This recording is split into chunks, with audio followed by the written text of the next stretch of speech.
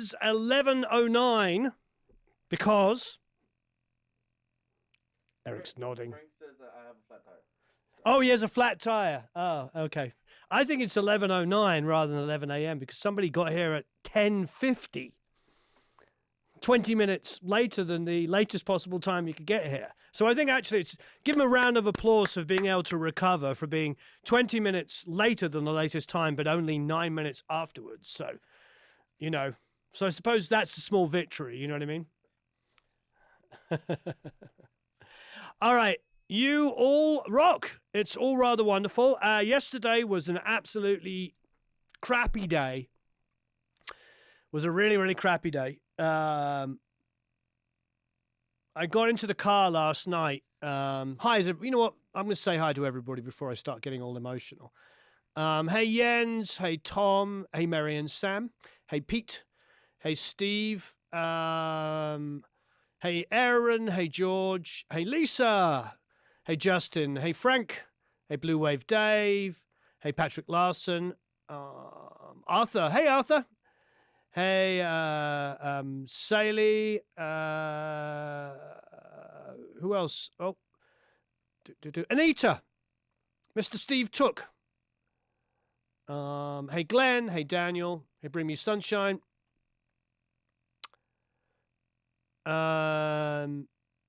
Hey, Classic Rock Dad. Hey, Raul.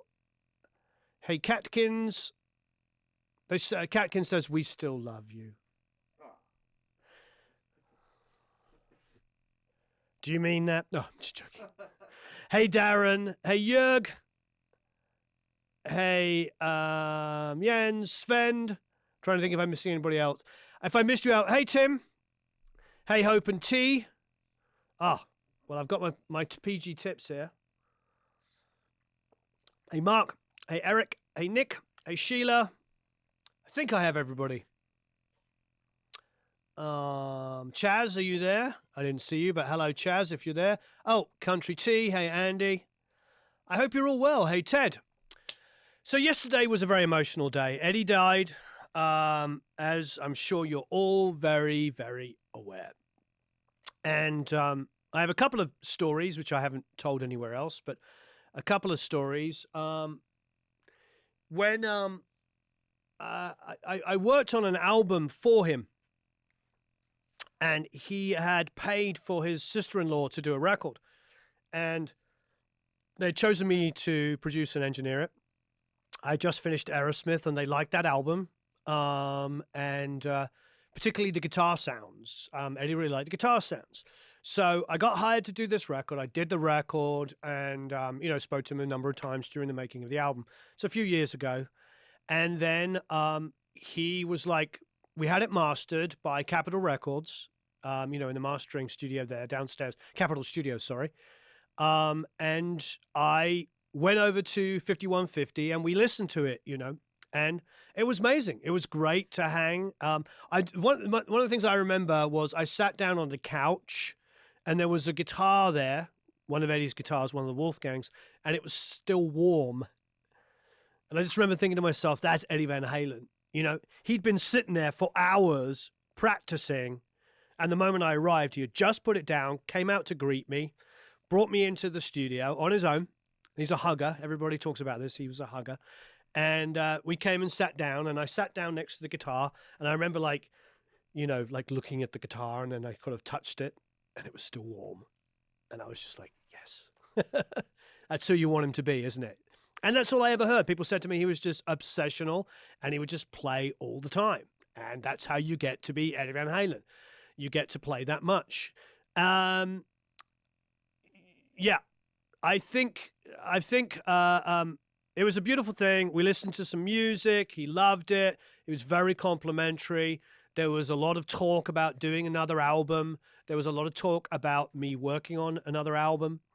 They then went on the road and did, or was it just before or just after? But I think it was just after. They went on the road with David Lee Roth. And I think just after that, that's when the cancer came back, and he started going to treatment. And he was in treatment for quite a few years. But then, of course, David Lee Roth busted him, you know, because, I shouldn't say this, because he had a Vegas show, suddenly he did that thing. And I thought that was really kind of cruel, wasn't it? But, you know, it's what people do. Anyway, I shouldn't be talking about this. In fact, we should probably erase that, Eric.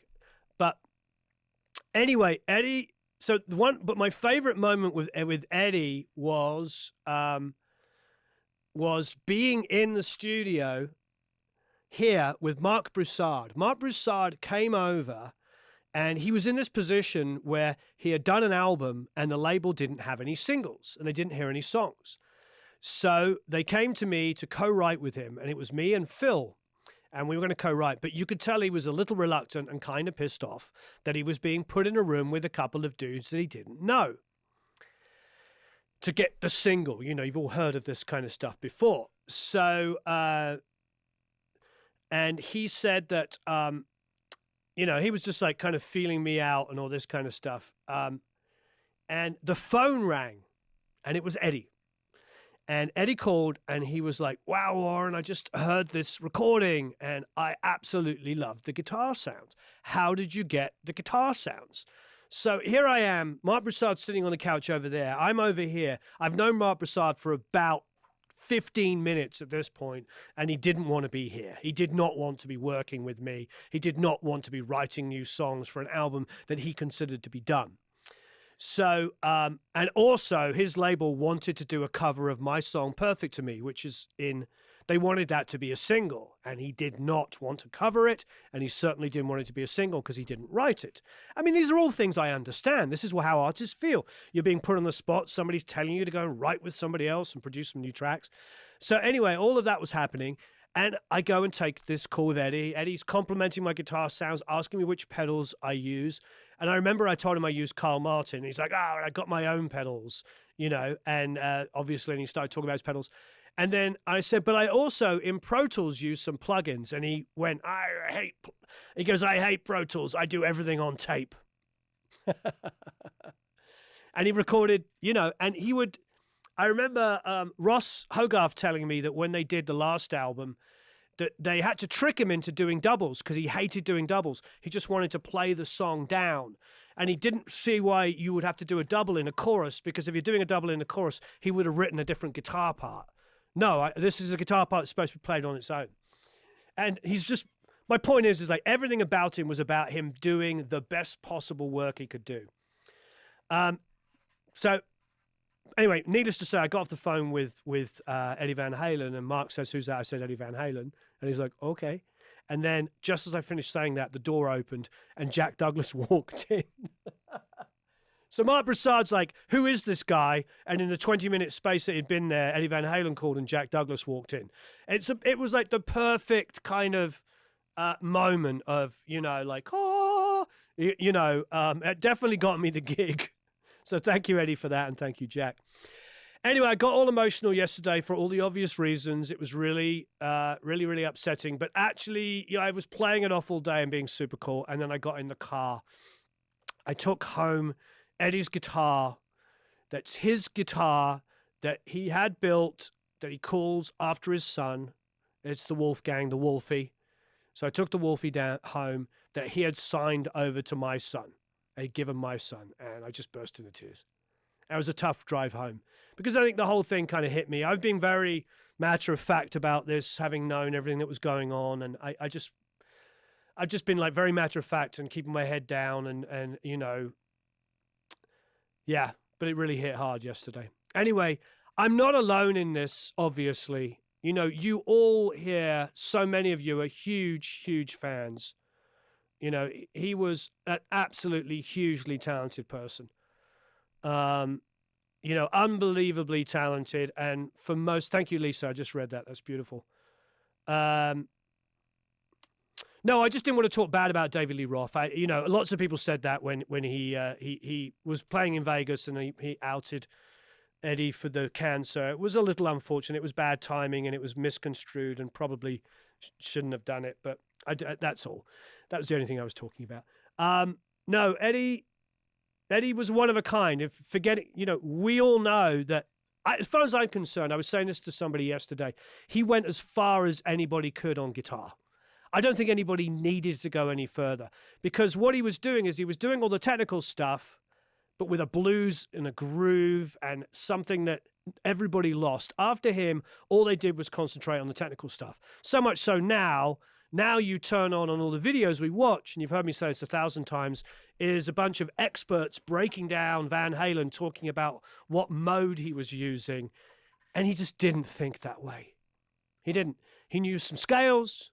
He knew the blues scale, the pentatonic minor, and he knew how to use his ears. And that's what he did. He used his ears and he created great music. This idea that you probably hear from me all the time, this whole idea about this sort of intellectualizing about music, when you watch a video with somebody going, well, you know, they were using the Phrygian minor, whatever. It's like, shut the F up. That is not what's happening. What is happening is that these people, yourself, us, we're all using our ears to create music. And analyzing it and appearing as being superior because you understand it actually isn't how the music's created. I think it's really important for us to remember that. Yeah. Anyway, it was a very, very sad day. I heard lots of stories from different people and everything, and I think we're all very, very blessed to grow up at a time.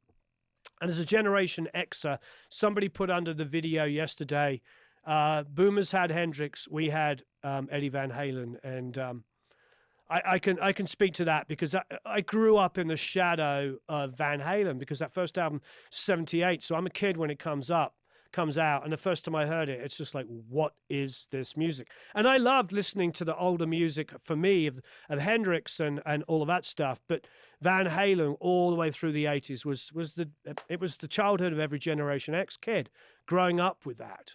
And it's absolutely huge. And then we came of age and played in bands in the late 80s and 90s, you know. But Eddie was our guy. He was everybody's guy. Don't get me wrong. He was everybody's guy, but you know what I mean. All right. Yeah, creativity. Use your ears. Yeah.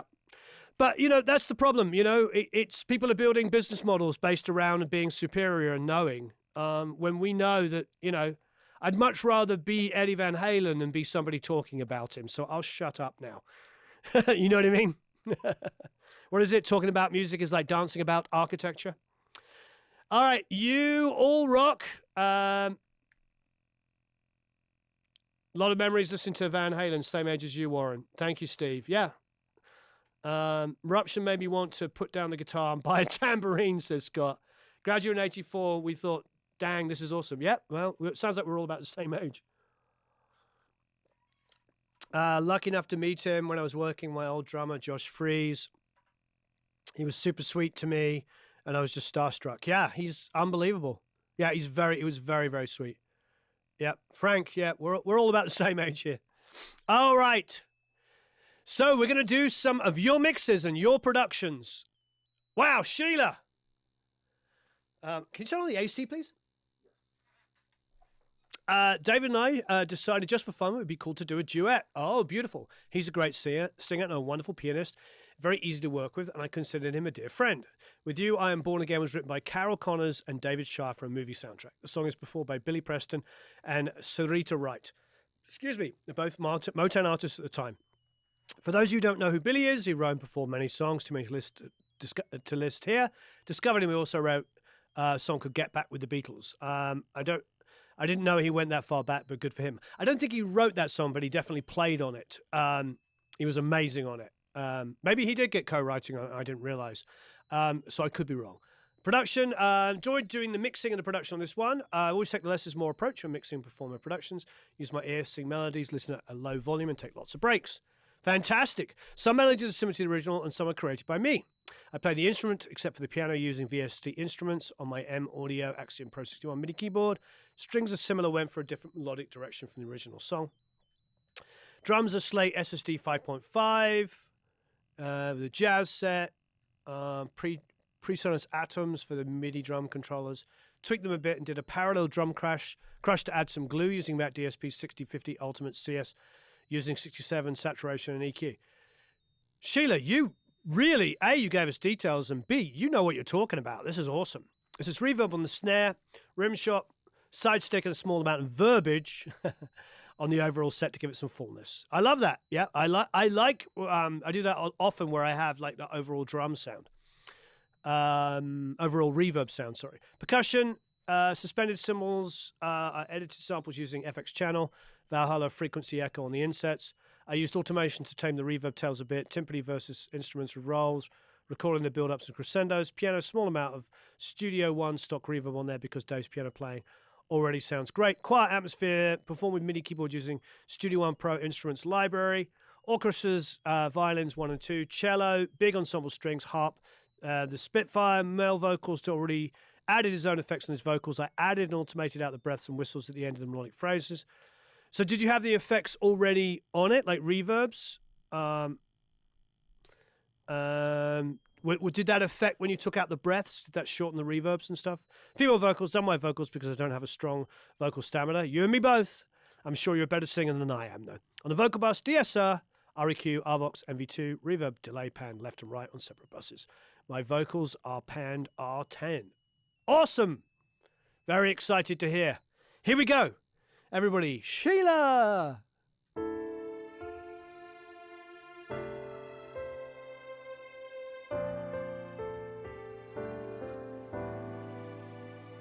Come bring me your softness.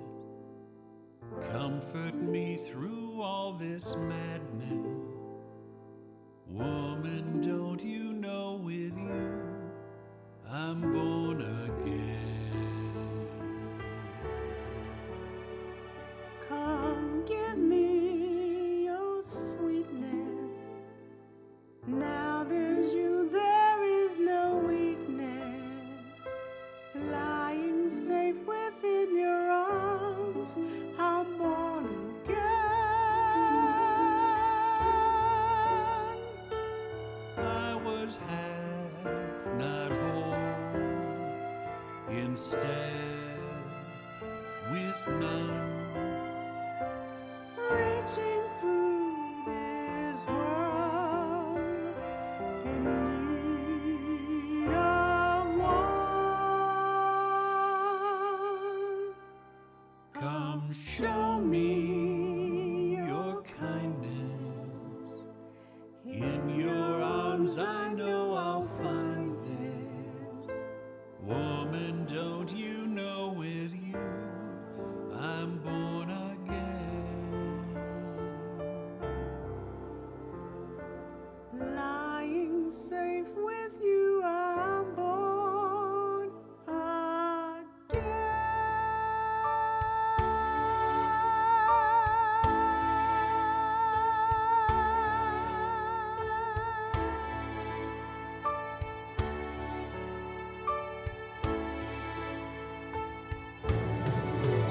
Come bring me your softness. Comfort me through all this madness. Woman, don't you know with you I'm born again. Give me your sweetness. Now there's you, there is no There's you, there is no lying safe within your arms. I'm born woman, don't you know with you I'm born again. I was half, not whole, in step with none, reaching through this world in need of one. Come show me your kindness. In your arms I know I'll find this. Woman, don't you know with you I'm born again.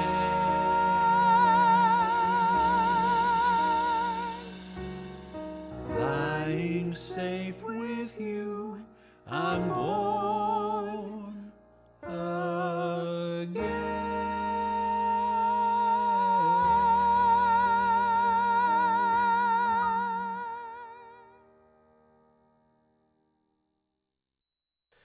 Firstly, Sheila, you have a beautiful voice. So please don't think that. I absolutely love this, and it's just, I remember this song very, very well. My mum used to listen to this. It's a beautiful song. A couple of things. I think a little bit of additional compression on the vocals, or automation at moments like this. Woman, don't you know with you I'm born again? I was half not whole. Not so bad here, maybe here. Come show me. Just a little bit of tucking in and a show me. Just a little bit more even there. I cranked this because I was really enjoying it. And then just those couple of moments of just a little bit, tiny bit too much dynamics just took me out of the zone. So you could add like a couple of dB worth of compression just on those moments, or you could automate it down. Whatever you want to do. I like it getting fuller. And obviously there's a huge amount of dynamics from the beginning to the end of the song, which is wonderful, but just a little bit more taming.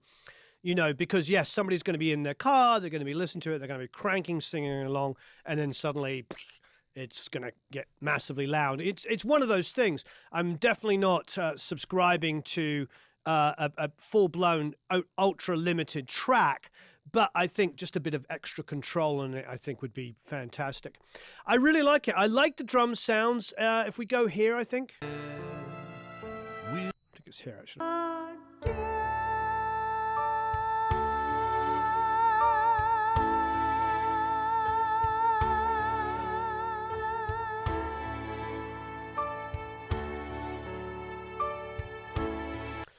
I think there's a part of me that would want, strings are beautiful, by the way, you did an amazing job.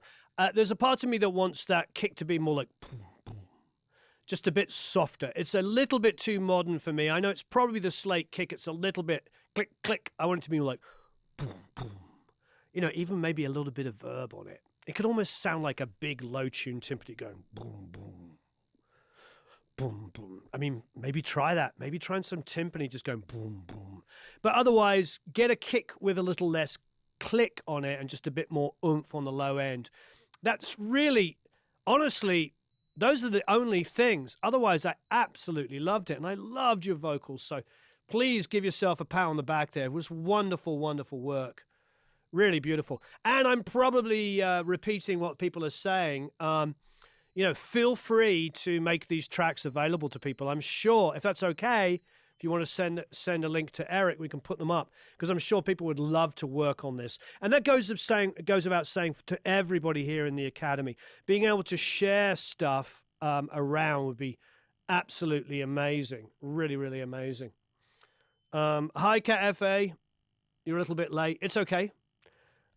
Beautiful work. Beautiful, beautiful work. Sheila, hats off to you. Thank you ever so much for doing such great work. And yes, anybody here, if you want to make these tracks available of the songs that you've done, please. I appreciate everybody that takes that extra time and effort to mix the tracks, and most importantly, to actually put them up in the Academy and let other people get involved.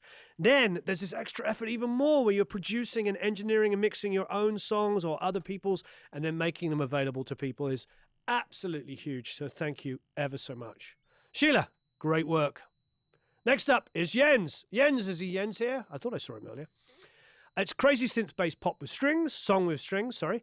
I have tried to let the arrangement back up the lyrical content. It's a bit naughty. Okay. Written, performed, recorded, and arranged, and mixed by me. Ups, just realized the vocal was too loud, adjusted, and uploaded again. Okay. Here we go. Here's Jens Nielsen's Animals.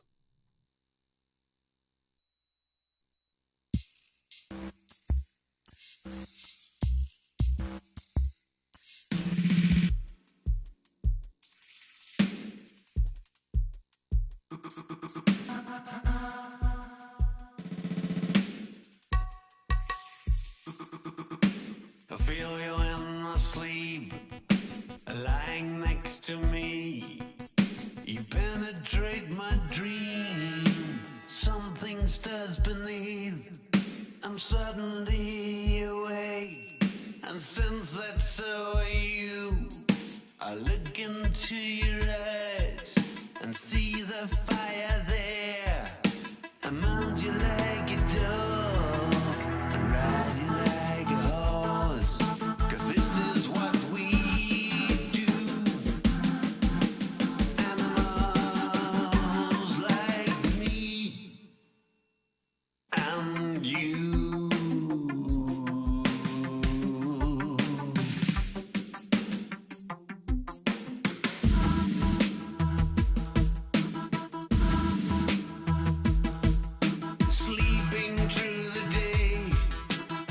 body slow and spent. Hungry as its head. Our lips they meet again. Out there in the universe, stars slowly collide. Down here on earth, I dive into your sea. This is why we howl. Animals like me. I'm you.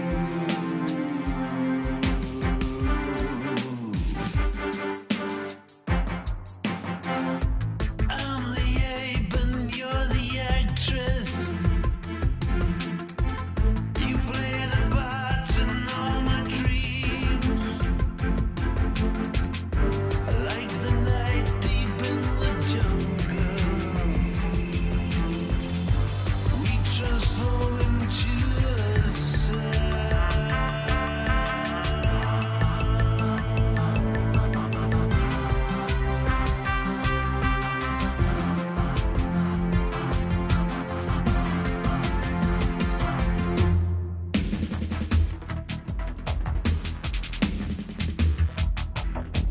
like waves upon a beach, we crash onto the sheets, addicted to the rhythm, beating in our loins.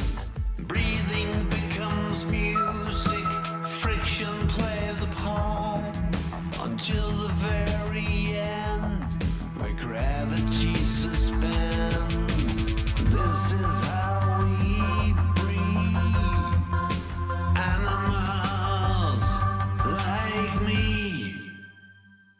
I'm you. The orchestral crescendo from a day in the life just about gets it right. You know, Jens, I didn't know what your music was going to be like. It's a lot of fun. I like the synth pop. I particularly like the way the song came in.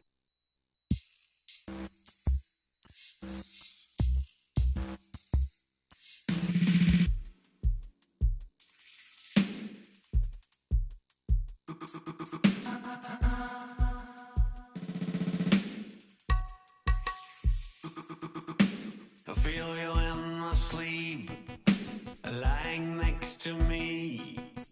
You penetrate my dream. I mean, I love it because it's like hits all of those favorite things for me, like early synth pop. It's got some 80s. It's a little bit, you know, it's a little bit industrial, but it's also a little bit, you know, Kraftwerk, a little bit Can, a little bit, what is known in the rest of the world as krautrock. This is all some of my favorite references. So yeah, a little bit industrial, a little bit 70s German, dance music, which is unbelievable. And then, of course, orchestral maneuvers in the dark, Teardrop Explodes, like early stuff. Ultravox, did a bit of Ultravox. These are all bands that are obviously influenced by German bands. Great work. Absolutely amazing work. Really, really enjoyed it. I don't really have any criticisms. It's like when somebody sends something in where they've gone out of their way to do something super creative, it's like, let's go to the end, for instance. The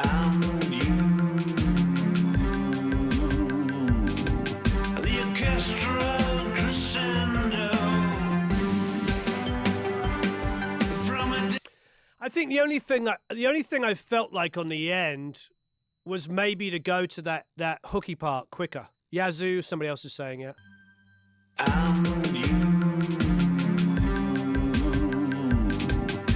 orchestral crescendo. The orchestral So you've got the downbeat here. orchestra. The only thing I might suggest, Like me, I'm you.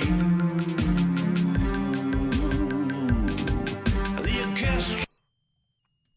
maybe, this might be the only thing I would suggest. because I like that hook at the end.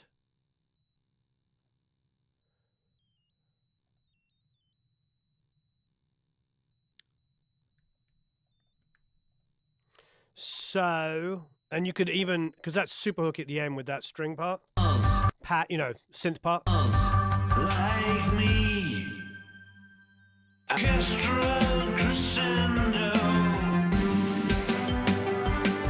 from a day. I just feel like that's a better mood change for me. I'd probably mess up your lyrics and all other kinds of things, but it makes the impact. When it comes back into that last section, it just sort of feels a little anticlimactic considering you gave it a big pause. Again, this is what happens a lot when we do this, is we don't just talk about the mix and we talk about production. This is how we breathe. Animals like me, orchestral crescendo from a day in the life. Just about gets it right. Wow. Jens says he's uploaded 90 songs in his personal mixes songs. That's all the multi-tracks to 90 songs? Or, I mean, I'd love it if you can make that. But I forgive me for changing the production there, or, the arrangement, sorry. But I love that, because I love that part. It's really super hooky, and I think for me, that works really, really well. Wow. Yeah, Jens, if you can make the multi-tracks available for that, I'm sure people could have a blast working off this. Really, really amazing. So that's really is all it is for me, is like just a little arrangement tweaks. But I love that part when it comes in with that synth. Orchestral crescendo from a day in the life. You could probably, because it's super hooky, double that length. So you could have Orchestral crescendo from a day. So you could take, if I was sitting down on an arrangement thing here, I would probably, do this. I'd work with the singer, so I'd get, obviously you'd want to change the lyric, but you Orchestral crescendo from a orchestral. So you could do Kazarov crescendo. Da da da da da ga, ga, ga, and then go to your refrain. It's just because it's super hockey, because you've got this great keyboard line. Orchestral crescendo. Dun, da da da ga, ga, ga, dun, dun, it's just, that's a really, really hooky part. And it's not just the vocal's hooky, but the keyboard line, this. Orchestral crescendo. Go, go, go, go, go, go, go, go, bum, bum, la-ba-da. It's just really good. I like that. I like getting through hooks and stuff. You heard me talk about that Vedera song that I co-wrote and produced. We did it on, thanks. We did it on the main channel, on the YouTube channel. It's called Satisfy, and that was a piece of the bridge. Is there anybody left in this world that can satisfy me? That was all they had from the bridge, and we took that and made it a chorus on a new song. So, I think that's like a big deal. You know what I mean? It's just like to take something super hooky like that and make sure you sell it, because I love that part. All right, and if we were sitting here like working on the arrangement, this is basically what I would do. All right, you absolutely rock, and great work. And if you can get us those multi-tracks, that'd be amazing. All right, Ken is up next. Ken Allen, great work, Jens. And if you can make it available to everybody, it would be insane. This song, Unification, is from the Ly Allen concept album, Diabolus, and this would be track 7. This piece features me on vocals and guitar. The drums and bass and the keys are performed by my friend and bandmate Ton Lyle. As in my previous song submission, this is tracked in Todd's studio in South Pasadena. Much of the mix was performed in my home studio in Asheville, North Carolina. This past week, I have a chance to go back to this song and see if I can make more improvements armed with knowledge and fresh ears. I'm truly looking forward to all feedback. I would take any critique about arrangement, mixing, and performance, timing, you name it, since these are all part of what producing is a root of. Always learn something new each day here. Great! Well, you can see that's what we do. We talk about arrangement and everything. Did more automation, added 2B rhythm guitars, low-end build, not pre-mentioned. Did some work on the kick with the decay, a little bit long out of control. Okay, great. Well, let's listen to it. Looks like he tweaked it with some help from others, which is always amazing. Ken, are you here?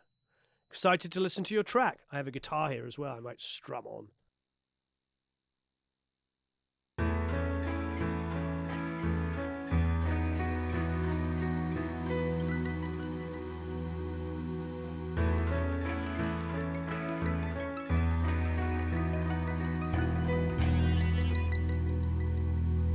September rain, setting sun, dusk approaching as summer's gone.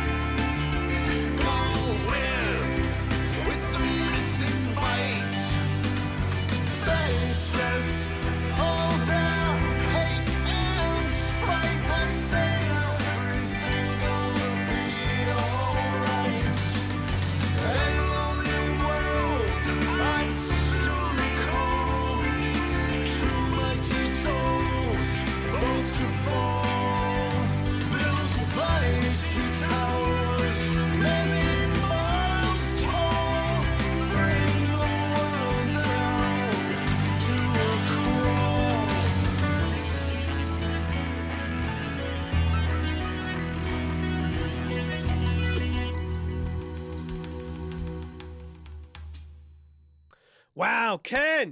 Woo! Yeah, it sounds like Genesis to me, like nursery crime kind of era Genesis, because it's based a lot around that beautiful piano line. But it sounds like Dave Gilmour for me singing. It's got that. It's very David Gilmour on the edge. Doesn't quite have the couple of people reference Peter Gabriel, probably because the music reminds them of Genesis. But I think vocally, he's more like Ray, more like Jesus, But it's got more of a purity of Dave. Yeah, but it's Ken says he's based in North Carolina, I believe. Is that correct? Yeah, Asheville, North Carolina. So there's no Hampshire, where I'm from, Hampshire or Surrey countryside in this one. Godalming, Guildford area is where most of those guys are from, and they went to Charterhouse School, which is really super close to where I grew up. I always remember like Northern English bands would talk about Southern English bands, especially the prog rock bands, and say that all the prog rock bands would be out playing cricket. And I think they're pretty true. It's like, it was definitely that prog mentality. It's definitely a little bit more of a, I don't know. I love this. Really, absolutely fantastic. I mean, first things before we get too into like how amazing it is. I mean, Ken, please make these multi-tracks available. I mean, this is why we do this. I mean, to have these kind of multi-tracks available for everyone in the Academy. And I must add, anybody that wants to or can film a video, like a 20-minute video explaining the song to other Academy members, send that to Eric and he'll put it up inside of the Academy, and there'll be like little mini breakdowns. Can you imagine? I know a few people have done that, but I have been forgetting to remind people. That would be absolutely astronomically brilliant, because then we'll have all these breakdowns where people are learning off each other and understanding their recording process. I mean, wow, what an amazing idea. And I know a few of you have done that. I'd love to know more. Yeah, fantastic work, Ken. I don't really have anything other than praise to say. I love it. I love the momentum of a song like this. One of the beauties of a great Genesis song is that it can just, Lamb Lies Down on Broadway can go on for 3 weeks and you don't get bored. And that's what this has. That has that feeling of just like, momentum moving forward. I don't get bored of it ever. Let's drop in here. And was that a guitar? Sounded like a synth playing a guitar line. Very guitarish.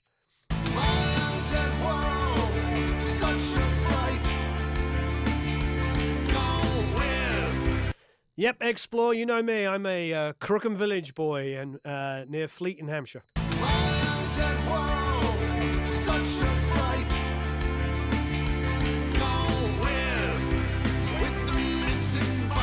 Well, Jens, they say there's nothing more British than an expat. As soon as we leave the country, we become even more British. And, yeah.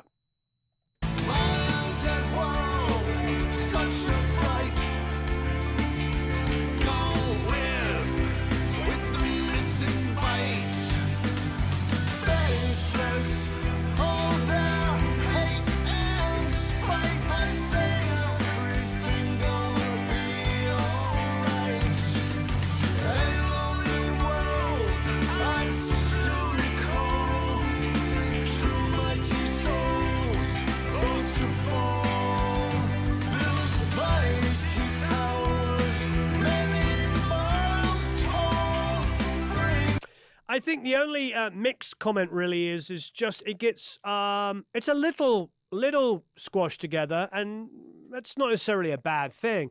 If you were going for more authentic 70s kind of prog rock, I think that would be okay. But the kick is super modern, so you've got a clicky kind of modern kick. But the low mids in particular are very, very, very squashed together. So I get in there and try and get a little bit more clarity. The bass is just tiny bit domineering. It's like, I feel like you're using volume on the bass to make it cut. I think you could shave off a tiny bit of low end on the bass and get a bit more definition so you could hear it rather than just turn it up. You know what I mean? You could readdress that balance. That's a thing that happens a lot, and this is a great conversation piece, Ken. Quite often the reason why low end gets too much is because people are turning up the bass to make it heard. So the way to get around that is to turn it up, but control the low end so you get more of the mids cut through. The 700, 750, 850, 1K, 1.5 is where all the piano-ness of it. And then the 3K is where maybe you're going to get a bit of grit or a bit of pick noise. But you want to bring those frequencies up and not just turn up the bass, because when you turn up the bass to hear the mids and maybe a little bit of the high mids on the bass, when you do that, you're bringing up the low end disproportionately. So think about that next time you're like, I can't hear the bass. Don't reach for the volume. Reach for the definition of the bass, and then think about the low end separately from the bass thing. That's why I think when you see me mixing, taking a single source and making it low end and high end, you can push the high end portion of the bass to make it louder without adjusting the low end. It's a really good trick. But we've all done it. We've all gone, the bass is too quiet. What we mean is the definition on the bass is too quiet. The low end might be perfect. All right, that's about it. Otherwise, really fantastic work. Thank you, Ken, for sharing that. I do have to use the bathroom. Wow, it's going to... I better get a move on here. We're only on track 4, but I love this. Although we did get started late, didn't we, Eric? Eric. Have you got the Ericam on?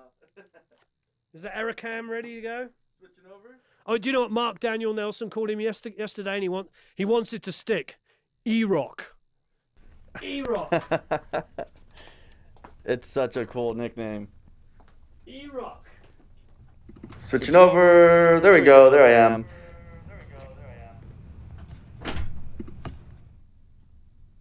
Okay, there we go. Cool. I keep forgetting that switching over to this camera, it automatically takes its input, which is very annoying. How's everyone doing? I don't have jokes. I am fresh out of jokes. I need to go looking for jokes. I need to do some investigating. Oh, wait, no, wait. I do have a joke. Sorry. That was a lie. Someone told me a joke, and I was just like, oh my God, that was pretty good. So I had to write it down and save it. So where are my messages? Are they on here? Yeah, okay, cool, it's on here.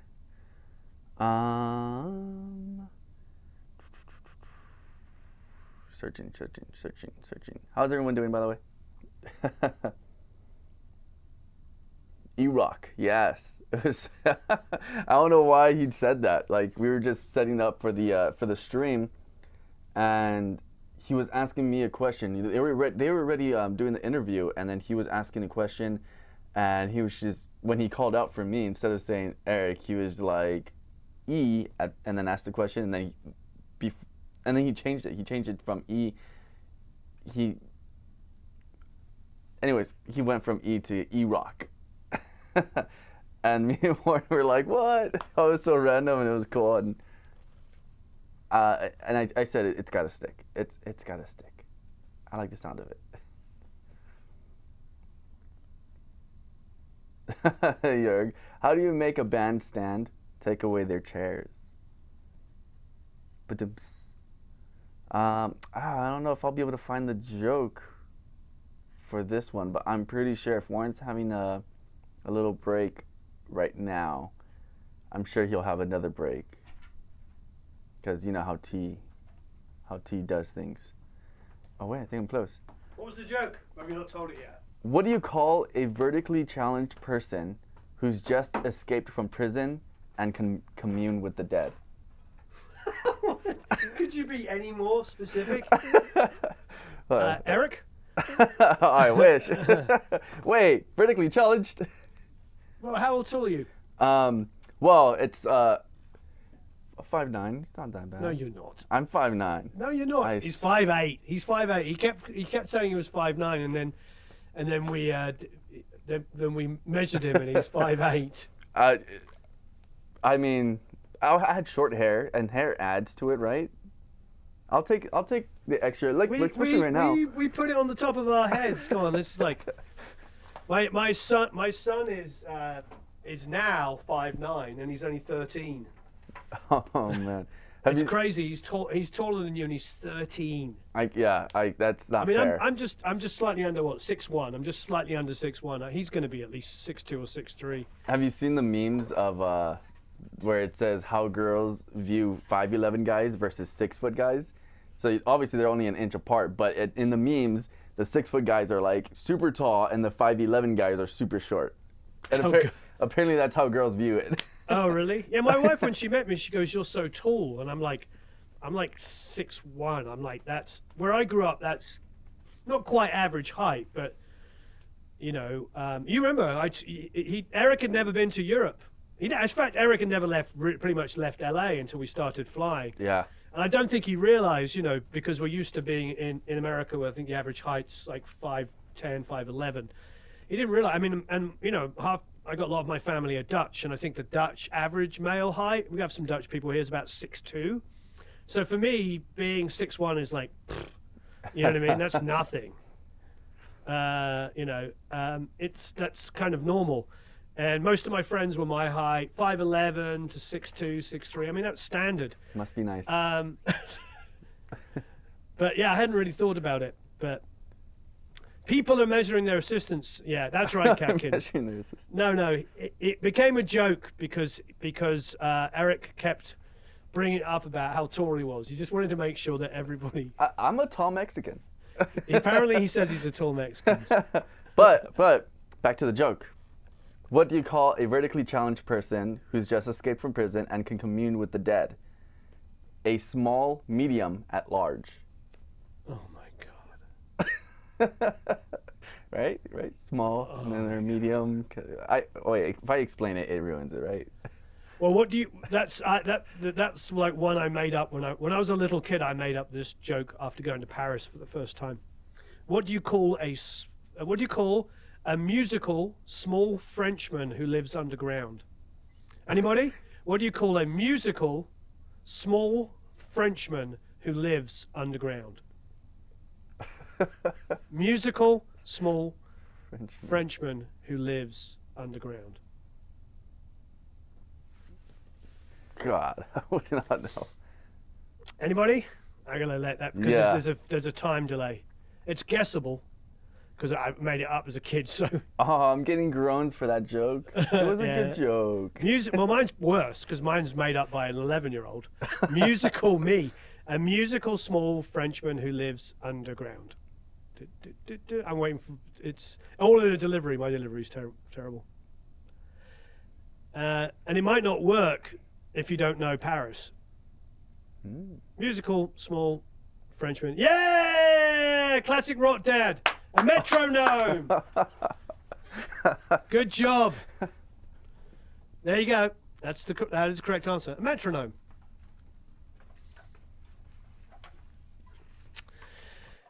The metronome, the metro is the name of the underground in Paris. Yeah. In Paris. You know, you land, you get on the RER, and the RER is like the railway that takes you in, then you get on the metro to get into the center.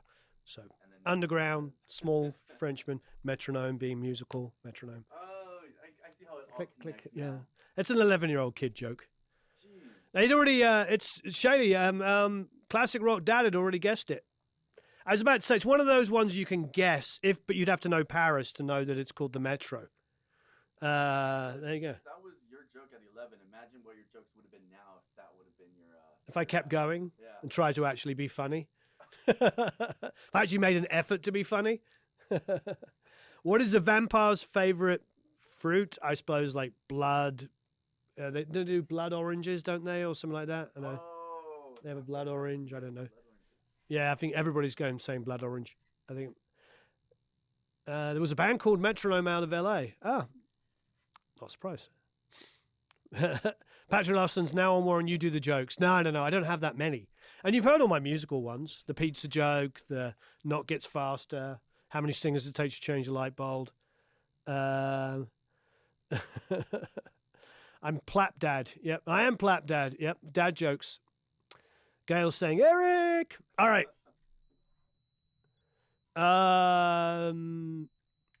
Todd Mitchell's up next. Set in opposition. Let's check it out. Todd says, hey, the guys in my band think this is the best work I've done, so I'd rather than let it get to my head, I would appreciate some critiques to help me get to another level and deflate my ego a bit, but not too much. Especially curious about the guitar balance and the point on the kick drum. Okay, great. Do you have a pick for me? I want to strum a guitar in the background. Here we go. Todd Mitchell with Set in Opposition.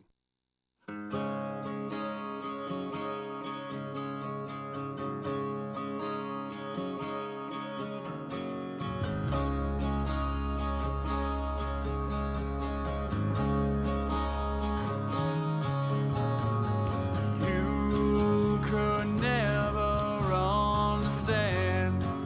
We're nothing alike, and so I defy everything that you are, and set myself in opposition to you.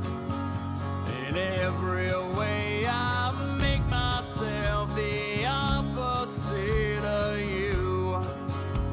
Sometimes when I speak, I only hear your voice. When I think in your voice. Mirror shows what I hate to see. The image not unique, covered in every way, clothes and scars and ink. Set myself in opposition to you. In every way, I make myself the opposite of you. But sometimes when I speak, I only hear your voice. When I think in your voice. The way you are slowly changing me. The way you are, I am becoming, yeah.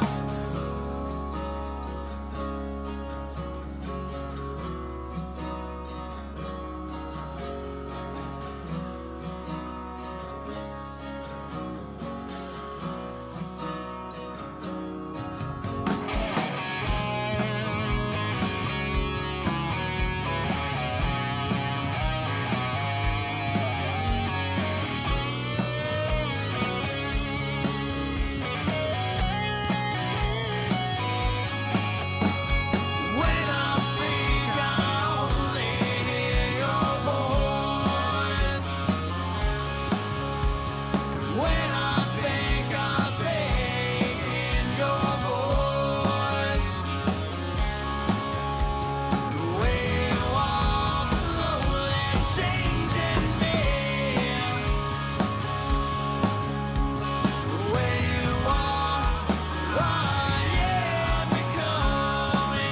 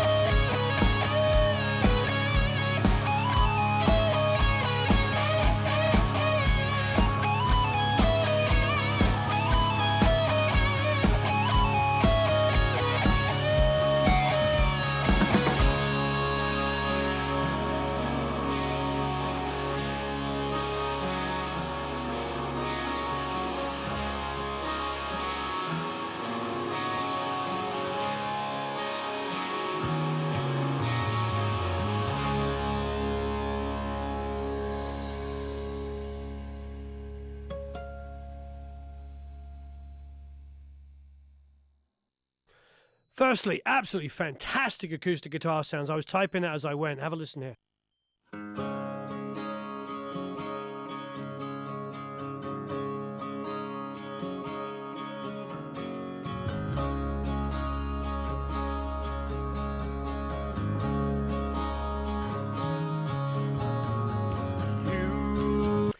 What was really interesting for me about the kind of grunge period of music, from Seattle, was like how much it sounded like Zeppelin meets Black Sabbath. And I've asked many people over the years involved in the grunge scene, you know, successful musicians, and Dave Jordan, of course, who's a very, very good friend of mine who worked with a lot of those bands, particularly Alice in Chains, of course, did all their big records. I asked him about that and I've asked musicians about it from that period, and they say every single one of them was a huge fan of Zeppelin and Sabbath, like absolutely massive fans. And this has got that beautiful Zeppelin acoustic guitar tone. The part even sort of reminds me of it.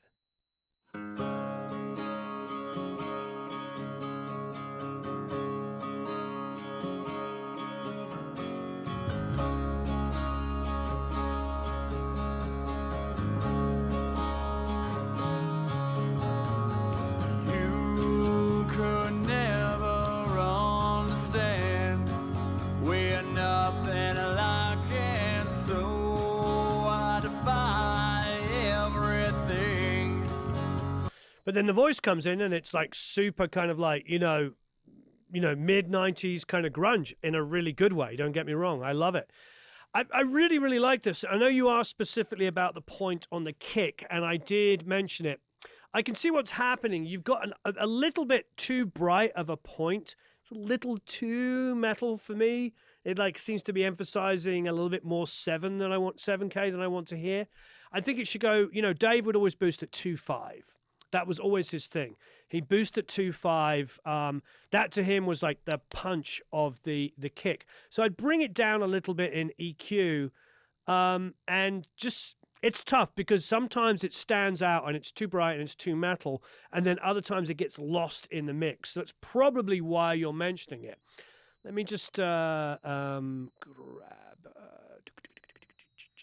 What should we get? Let's get. I suppose we'll get a C4 and have a listen.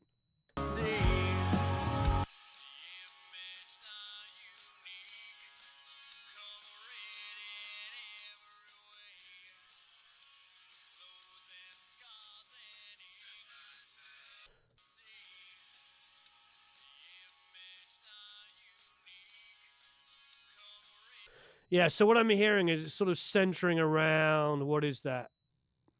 5, 6.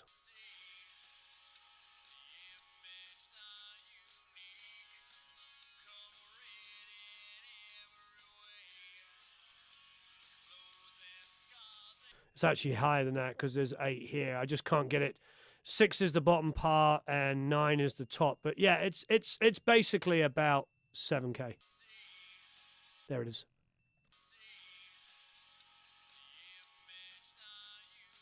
So if you can do a little less of the 7K-ish area on the kick, and let's see, you know, if it was more living in around. You've got a bit of it on the 2.5. Well, I'm compressing like crazy though.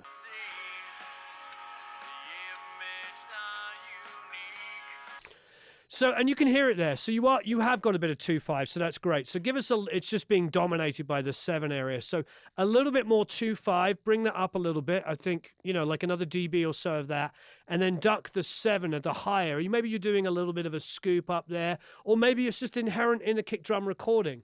Are you showing the screen? Yeah. Oh, okay. Sorry, I don't see the screen here.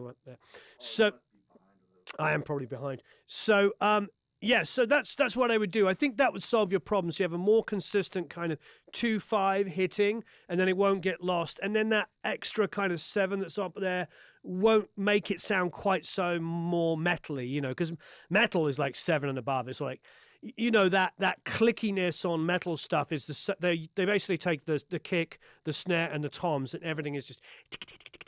It can be like the kick is going and the snare's going, and it's just.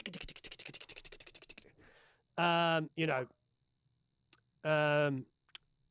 so yeah, it's pretty fantastic, pretty darn fantastic mix though, and I do love the track. I might want to say I feel like I'm hearing a little bit too much tuning at the beginning, so if you are doing a little bit there, if you could just relax it just a bit on the vocal. Real way I make myself the opposite of you. Sometimes when I speak out. It's a little earlier than that, actually. That all sounds great. Could never understand where Just a tiny bit there, you know. And I tune myself all the time.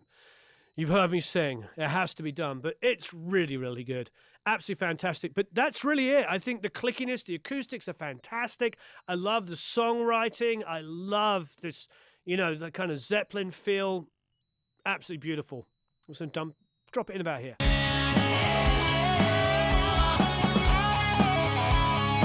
What's interesting is the click on the kick isn't as bad when it gets super dense there. You could do some automation. You could maybe not have as much on a high boost on the kick, or cut it a little bit when it's more open, and then maybe relax it and let it come,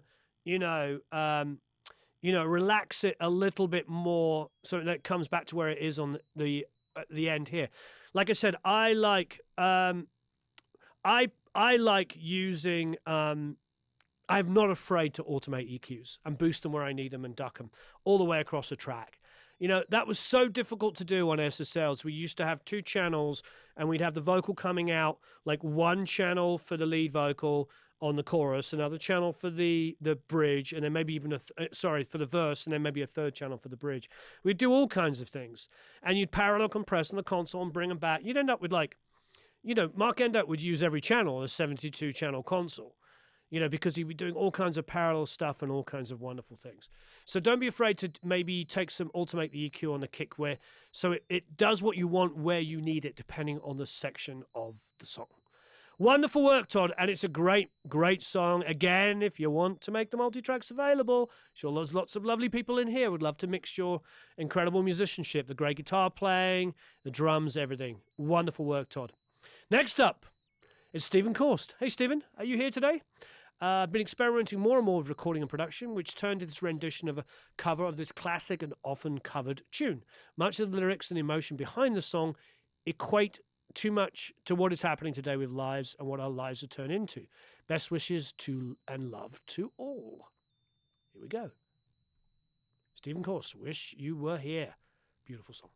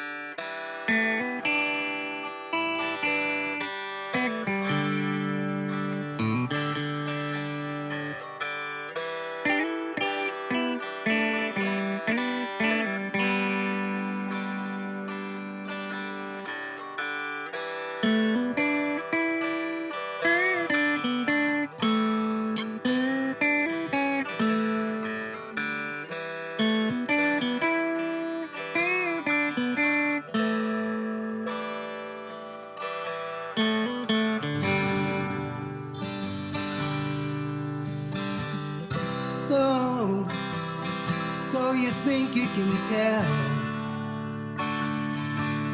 heaven from hell, blue skies from pain? Can you tell a green field from a cold steel rail, a smile from a veil? Do you think you can tell? Did they get you to trade your heroes for ghosts, hot ashes for trees, hot air for a cool breeze, cold comfort for change? And did you exchange a walk-on part in the war for a lead role?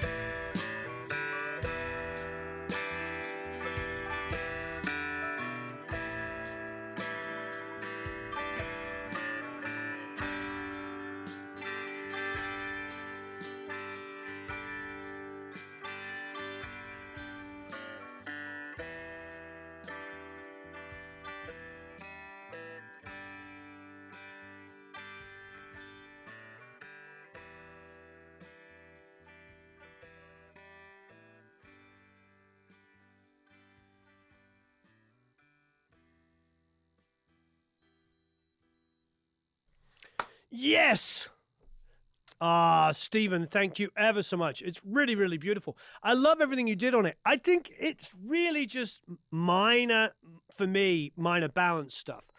Like, I love the lead guitar coming in. You did a double intro before it came in. A couple people were like, oh, there's no lead guitar. But I think you just need to bring it down.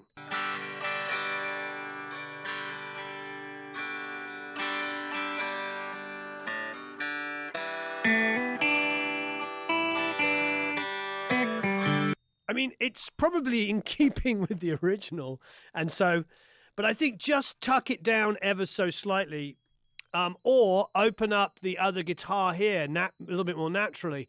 It's really minor stuff, and then I feel like I love the ambience on your vocal.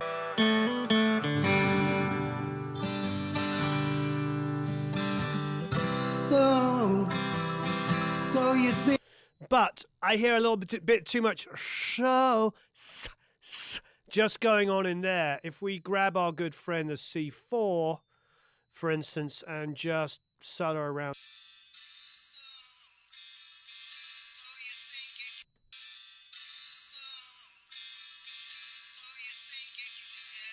There's a lot of high end going on in there, like a schnizzleton.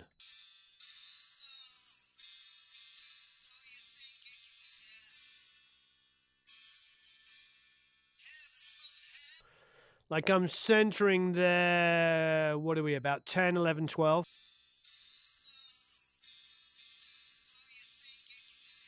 It's like 8 to 10, 8 up. It's just a little bit too excessive for me. so you think you can tell? It's just a little, I can't whistle 8K, but it's a little up there. Just a little bit more control on that. And it also takes me, after listening to that intro where you've controlled the mid-range, you know, it just gets a little too open for me. So you think you can tell? Heaven from hell, blue skies from pain. Skies from pain, just a little bit up there. I mean, I don't want to be critical because I think it's a beautiful, beautiful cover of one of the greatest songs ever written by one of my favorite bands. Pink Floyd are always in my top 5. It's Pink Floyd, it's Queen, it's Pink Floyd, it's David Bowie. You know, you know my favorite artists. I mean, it's written on my sleeve. Think you can tell? Did they get you to trade your heroes for ghosts? Hot ashes for trees, hot air for a cool breeze, cold comfort for change. Just a change. Yeah, just if you can control those high mids and the higher end on that, and I think you'll be in a beautiful, beautiful thing. And as Alexandra is saying, it is tough to do a cover of such an iconic song. The fact that you've done such a great cover is amazing. So thank you ever so much. Yeah, and Shaylee said, yeah, don't forget Kate Bush. Cannot forget Kate Bush. Huge fan. And a good dose of Peter Gabriel and Genesis. Yeah. But yeah, Kate Bush, Bowie, Queen, Floyd, yeah. You see with the cloth that I'm cut from. Great work, Stephen. So yeah, just a little bit of rebalancing some stuff, controlling the high end on that vocal, and I think you've done a really, really good job. And I agree with Tom. The drums are really good. I don't have any. I think you did an amazing job on the drums. Really, really beautiful. All right, next up is our good friend Addy. Adrian Parzentny, and very good Polish name there. And it's Fuzzy Driver, and let's have a quick read about that. So my first track I recorded is Hit the Road Music in 2018, and it was a very exciting time. Drums recording at 2 a.m. in a noisy room in Krakow in Poland. We got room for half the price and paid the worker directly under the table. It was the first time for me. The cymbals were a bit broken, but we did the best out of it. Had a great time, although the quality is less than optimal. Do remember, everybody, that Addy's courses are coming up soon, recorded from all over the world. We did an interview, I don't know, 3-4 days ago. Still got to be edited. It's going to come up, and then we're going to push to the courses. And you're going to, for those of you that buy the courses, you're going to basically help him keep traveling around the world, recording people all over the world. I think, Ali, are you still in Morocco at the moment? I think he was on a beach in Morocco in an RV, in a camper van, 4 days ago. And he managed to get better internet service than we get sometimes. And he was on a beach in Morocco in a camper van with better internet service than we were getting. Pretty amazing. It was mixed way before I joined the Academy and sounds like that. Redid it completely different now. This is amazing, wonderful people here and helpful feedback. Oh, no, and you can listen to the earlier mix. All right, I'm going to let everybody go back and read all that stuff. There's a lot of people got in there and helped out. Let's check out Addy's mix.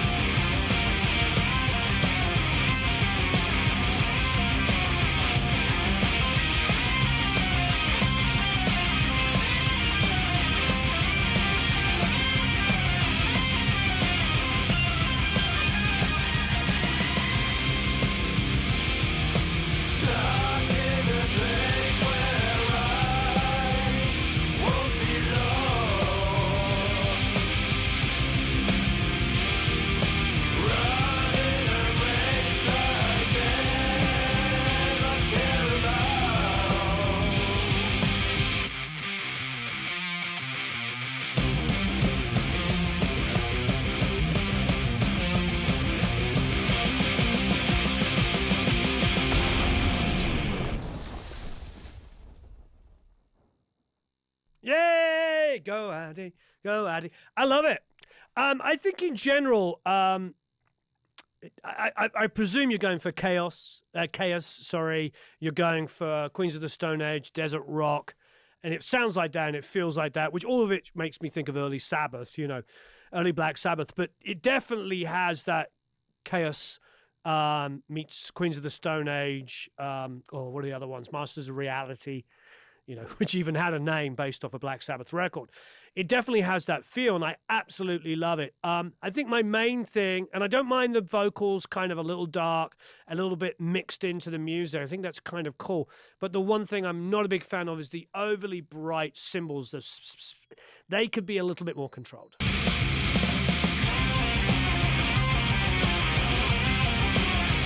Are you using a sample? What is giving me a little bit, a tiny bit of flamming on that kick? Have a listen, see what you think.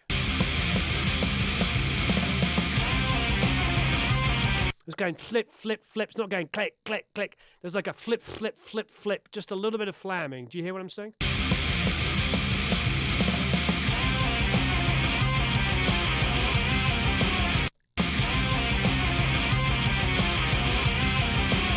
So I don't know if that's a sample with the transient misfire, with a sample slightly misfiring.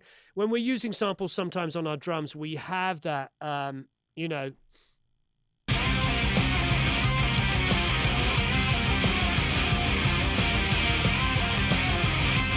But I love the guitar parts, and I like that.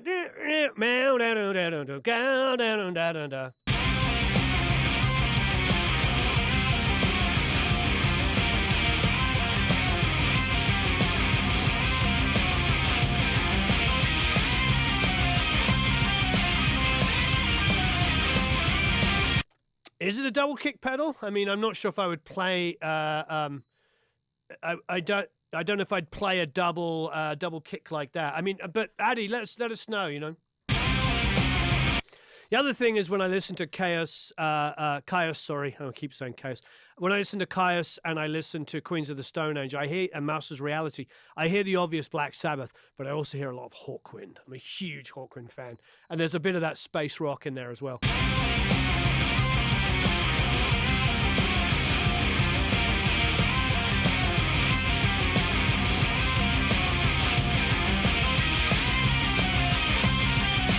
No, I think it's Kyuss. That was me saying it wrong.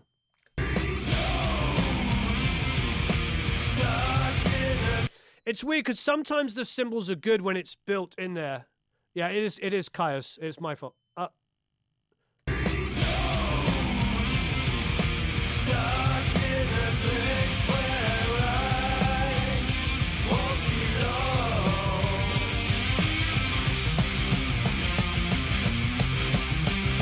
Love the guitar sounds, really good, and I love the song.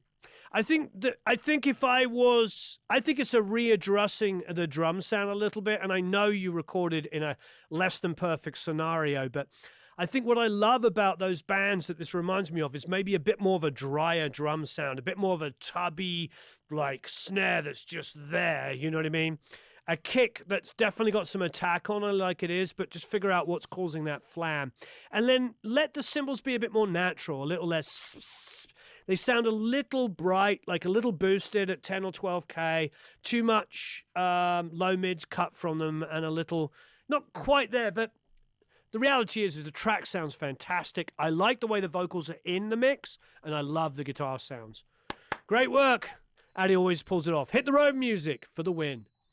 That's so American sounding, isn't it? For the win. Hit the road music, ladies and gentlemen. All right. William Connolly is up next with Book of Dreams. And William says, a new song of mine. It's a bit different than my heavy rock stuff. Working with mostly virtual instruments and very little guitar. First time with the synth bass as well. Gave me the most trouble getting it to sit right in the mix without taking over. Feedback always is welcome. Automated the kick and brought up the lead vocalist smidge. Okie dokie. Excited to hear it, William. Here we go. I need the light in your eyes to find its way to me, so I know where I should be. Close your eyes.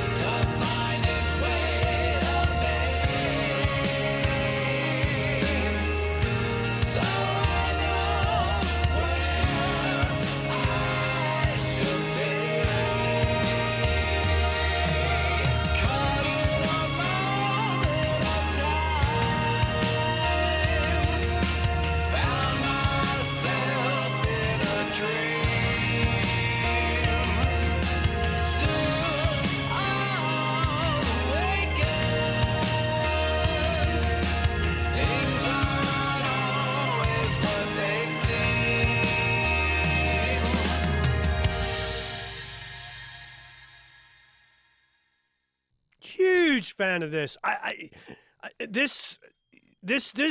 You. It seems like you and Todd would have the best band in the world. I mean, you two got together. I mean, that stuff. I just love those kind of things.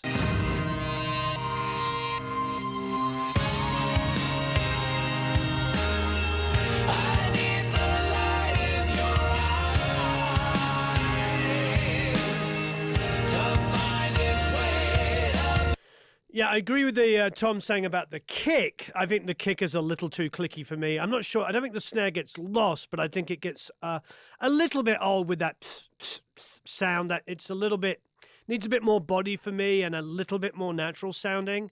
That's just me.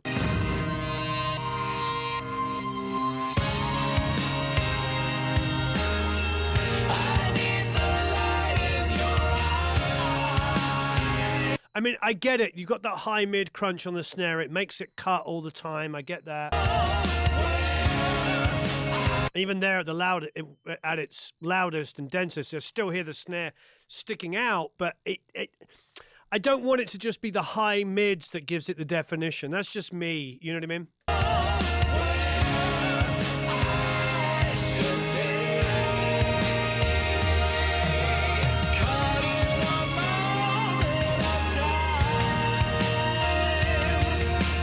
But I understand. One thing you could do is get a little bit more body back on the snare, a bit more crack, a bit more the mid-range, like mid-range, and a bit of room. A bit of room on that snare means it won't have to be as loud in the high mids to separate it from the rest of the track. You know what I mean?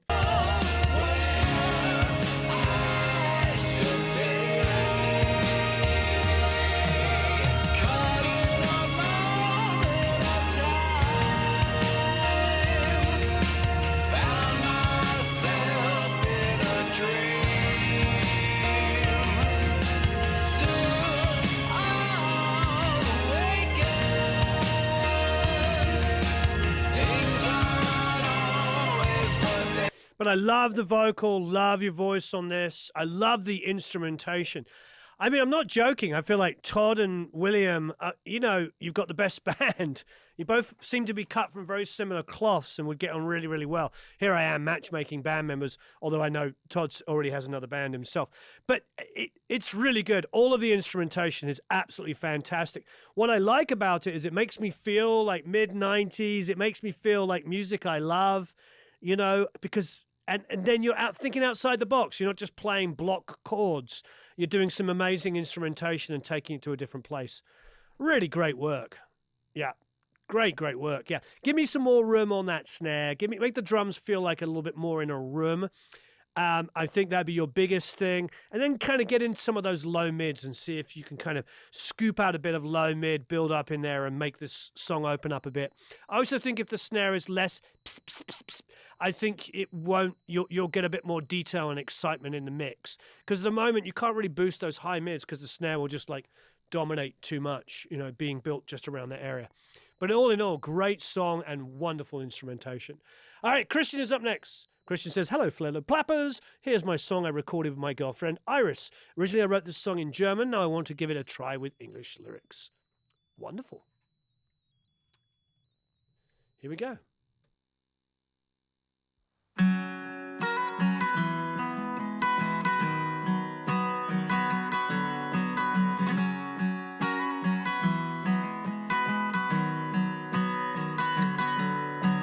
No one should be near.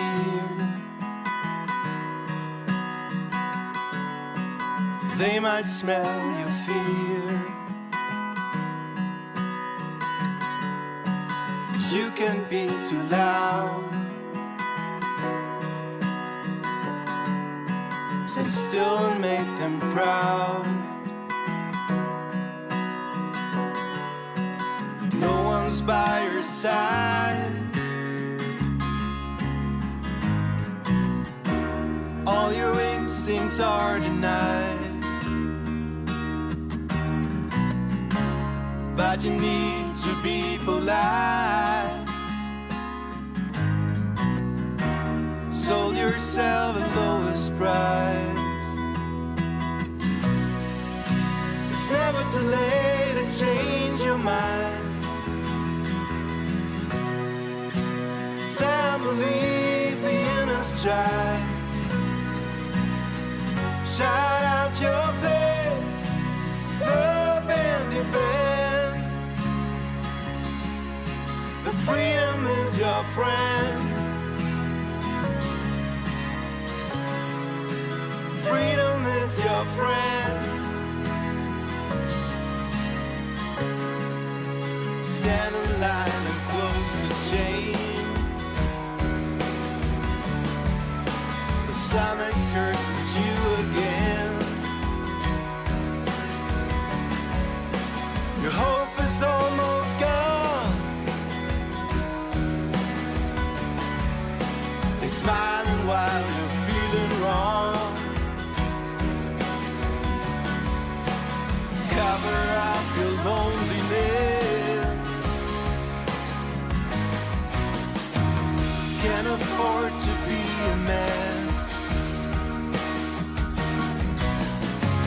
Never dare to stake your claim.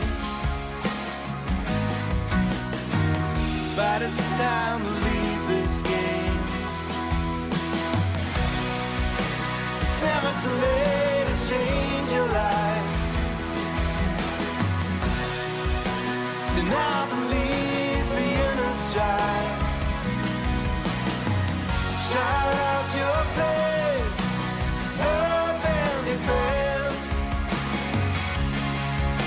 The freedom is your friend. Freedom is your friend. Shiny people ruled your life. Time to change and fight their lives. There's nothing left to lose. You're free to go, wake up and choose. It's never too late to change your life. Time to leave the inner strife. Shout out your pain, love and defend. The freedom is your friend. The freedom is your friend. It's time to live again. Freedom is your friend. It's time to live again. Freedom is your friend. Yay! I think it's absolutely beautiful. I love the climb down, of course. Whenever I hear go, go, it's such a beautiful movement. I'm a sucker for that. I think of all of those classic late 60s songs that had those climb downs that you're playing. It's just so musical, so reminiscent. You know, it's a bit like the court case that just finished with Stairway to Heaven. You know, there are certain like moves that we're so used to, you know, and I absolutely love that. And, you know, I'd love to know, were the German lyrics as literal, you know, are you basically doing an English version of the German lyrics? Because I think the English lyrics are absolutely beautiful. I think you did an incredible job. It was so much fun to like listen to that and play along. Wonderful, wonderful. My only thing is like it's 4:30 seconds. Maybe with a fade, like just under 4.5 minutes. It's not long. It's not that it's long. It's just like it gets a little bit samey for me, just a little bit. And I know, Christian, you are an insanely talented musician, like ridiculous. I think if you, in my honest opinion, as one producer to another, I think you need to come up with something memorable musically to take me away from the repetitiveness of it. I know with you being such a great guitar player, you could do something a little bit more angular that would just be like, wow, where did that come from? I'm not saying this is Stairway to Heaven, you know, all joking aside, but like think like that. Like, couldn't something angular happen? Stake you clean. I mean, you got to go, go, go. I mean, make more of a deal out of it. Never dare to stake you clean. But it's time. I feel like you could take that and get rid of some of the dead air, for instance. Lives.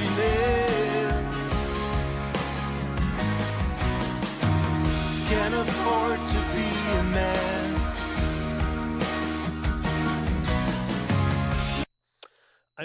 I'm going to do something silly. Can't afford to be a mess. Never dare. Those are the kind of things I think I'd be doing, and I'd be making more dramatic on it.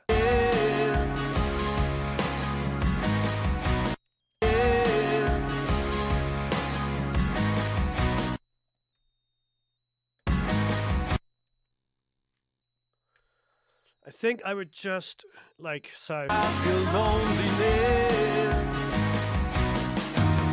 Can't afford to be a mess. Never dare to stake you clean.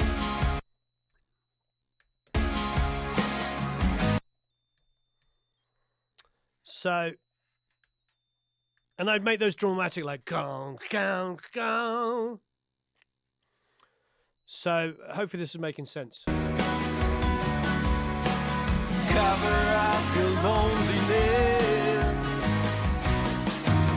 Can't afford to be a mess. Never dare to stake you clean. But it's time to leave this game. That to me is more Genesis, and I'm not saying you're trying to be Genesis, don't get me wrong, but that to me is more like interesting, you know what I mean? It's like I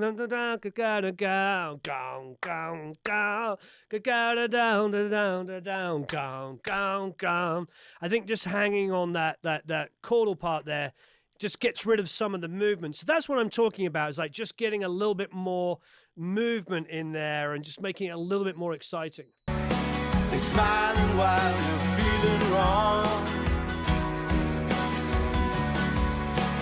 Cover up your loneliness. Can't afford to be a mess. Never dare to stake you clean. But it's time to leave this game. It's never too late to change your life. I think they're a big arpeggio.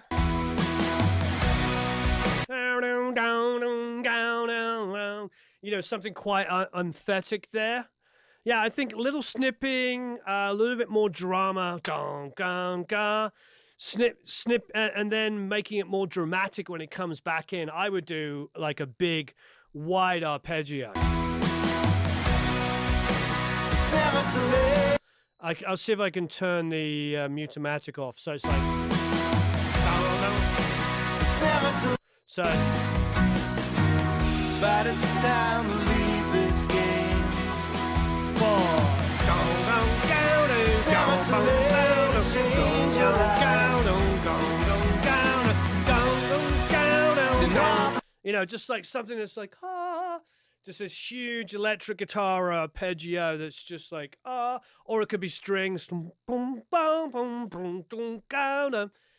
See what I mean? It's like more drama before that, something to uplift it there. And I think it's not, like I said, it's not so much about the length of the song. Most of my favorite songs are about 6 or 7 minutes long. Bohemian Rhapsody, Hey Jude, you name it. I love big production numbers, you know, Stairway to Heaven, all of the classics, you know, that we all love. You know, we all love the left of center, like, wow, it's a 7-minute song, but we need to keep the interest going. Like I say, 4.5 minutes isn't long, but it's just a little samey with the instrumentation and a little bit of the ideas. But again, beautiful song, amazing performances. You play really, really well. I'm very, very impressed. All right. You always do great work, Christian, and you're amazingly, amazingly helpful inside the community. All right. Next up is Peter. Peter says, Peter Sinkanik, hopefully I pronounced it properly, Peter, said, here's my submission for the next Feedback Friday, personal mixes. It's a song I wrote, co-produced, recorded, and mixed for my band, just two of us. I recorded everything in my bedroom, bass, vocals, guitars, and synths.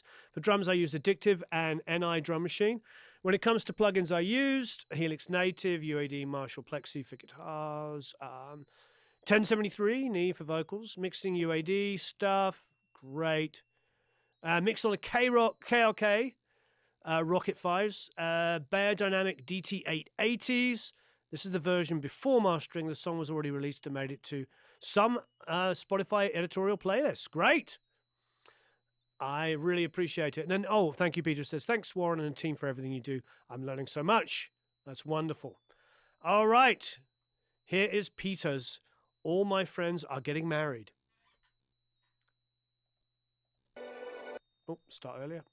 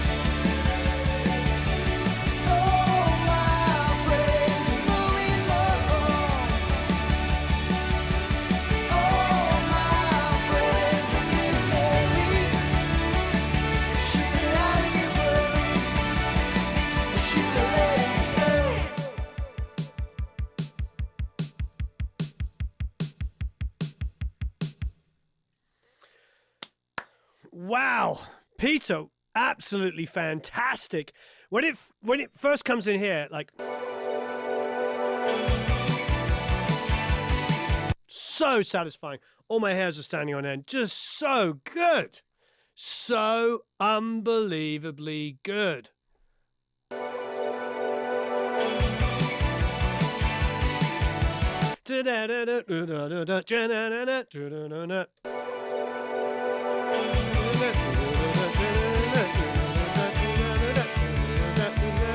So good. I'm sorry, I left the Mutamatic off, so you probably heard me like clapping my hands and all kinds of stuff.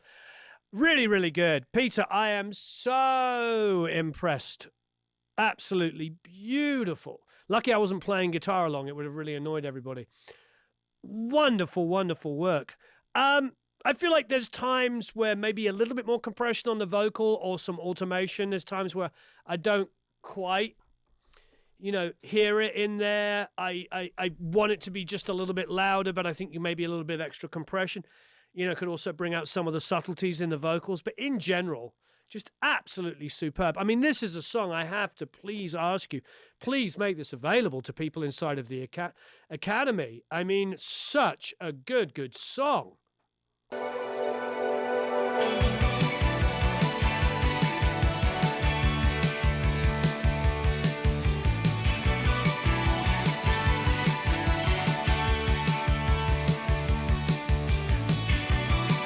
Bass sound is fantastic. Peter, would love two things. Would love the multi-tracks for people so they could work on it if you're comfortable with that. But would love to know how you mix the bass, how you recorded and mixed the bass. The bass tone is fantastic.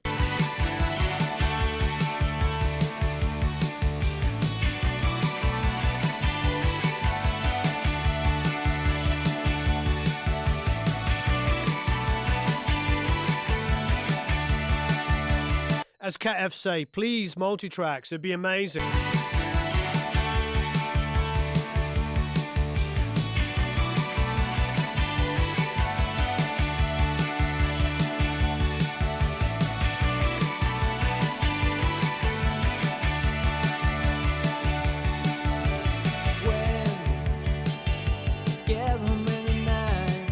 See, vocal level's great there.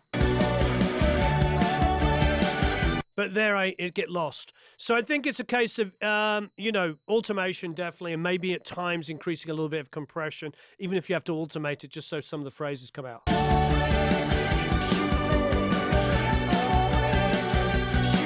That sounds like a compression thing. It's like, I think a little bit more applied compression there would bring that out more evenly.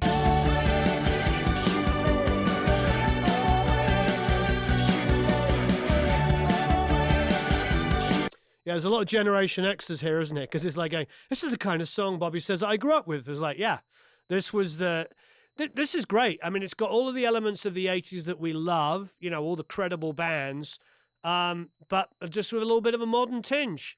So, Peter, yeah, work on the vocal levels there. Let us know how you did the bass. Absolutely love it. And if you can make the multi-tracks available, that'd be stupendous.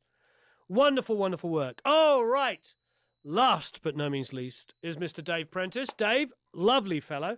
Had the pleasure of talking to him. Absolutely wonderful. I'm excited to share my first mix since joining the Academy last spring. Really? It's the first one. I feel like you're a staple. Song was fun to mix because of a variety of instruments, including banjo, fiddle, and cello. Analog feel I mixed with the BX SSL 9000J. Thanks for listening. Look forward to your feedback. Many thanks to Warren and Addie at Hit the Road Music for excellent advice. Yes, we did. Dave and I did a call and we went over some stuff. So this is very exciting. I do love what Dave does, and he's super talented and a very, very humble, talented, great guy.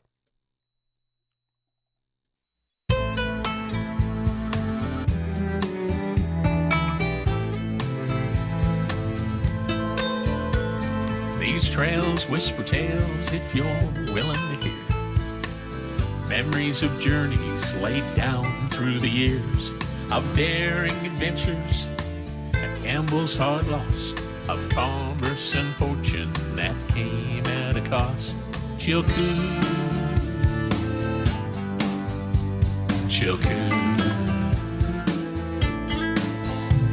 though the trail's overgrown, abandoned and still, footfalls still echo out here in the hills.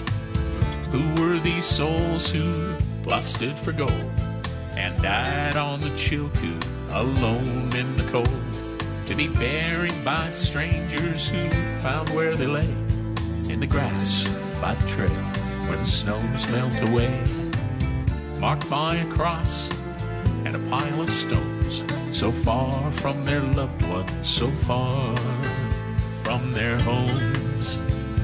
Chilkoot, Chilkoot. Where's my journal? I gotta mark it down. Gonna die right here on this ground.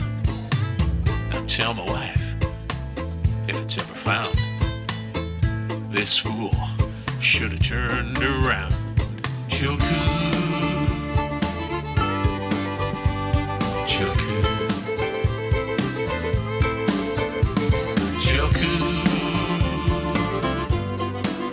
oh Chilkoot.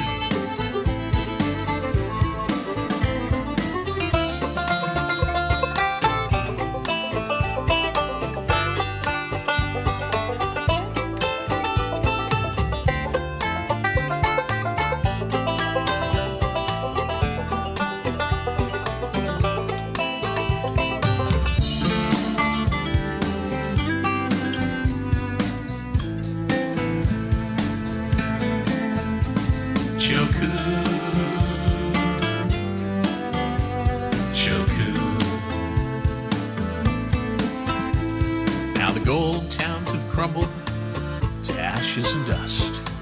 Claims have run out and the tools turn to rust. But the trail lingers on as a witness through time of foolhardy courage out here in the pines. Chilkoot, Chilkoot, Chilkoot, Chilkoot, Chilkoot,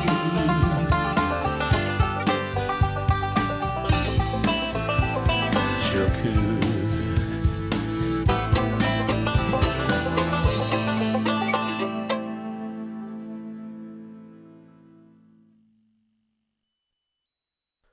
Wow.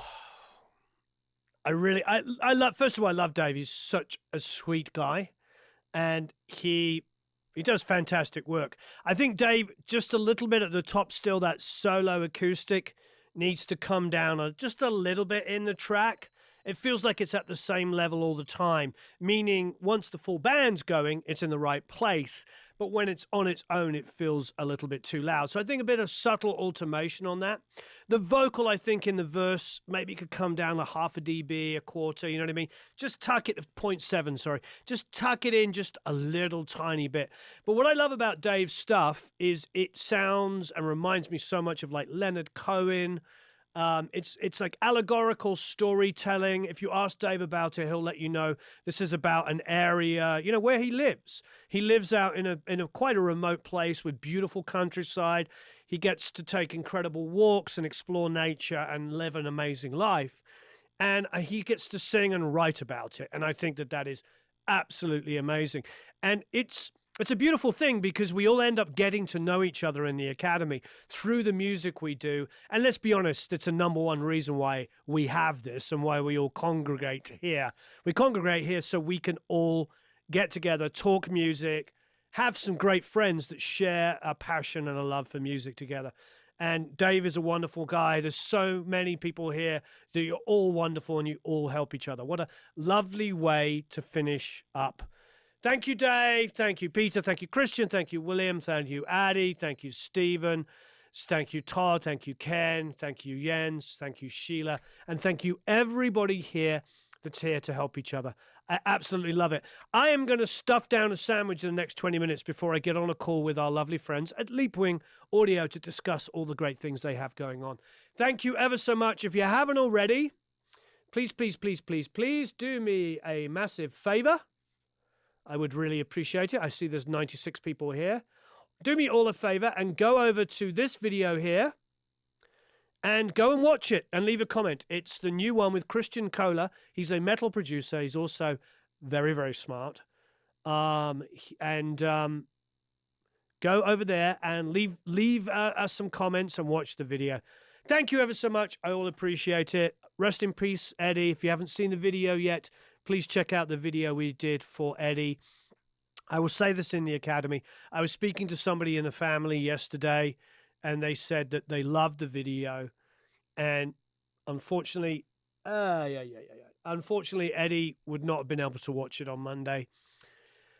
So, but they did say that he would have loved it. And I thought that was absolutely beautiful. You all know, as Academy members, when we did the videos with the kids at Sunset Sound doing the first album, Eddie and Alex gave all the kids signed photos. What did they give them? Photos, albums. Alex gave drumsticks and signed stuff to the drummers in the band. Eddie gave all the guitar players, like, all signed stuff. The Van Halen brothers, Eddie and the brothers, are the real deal. Good people, care about a bunch of 11, 12, 13-year-old kids that were learning to play Van Halen songs. And so if you haven't checked out the Van Halen video, please do. Leave a lovely comment. I mean, there's about 900 in there at the moment, but just good people, amazing musicians, life-changing stuff. Check out everything everything that they did. Thank you. All right. So long, farewell, auf Wiedersehen, adios, au revoir, farewell. See you soon. Thanks. Bye-bye.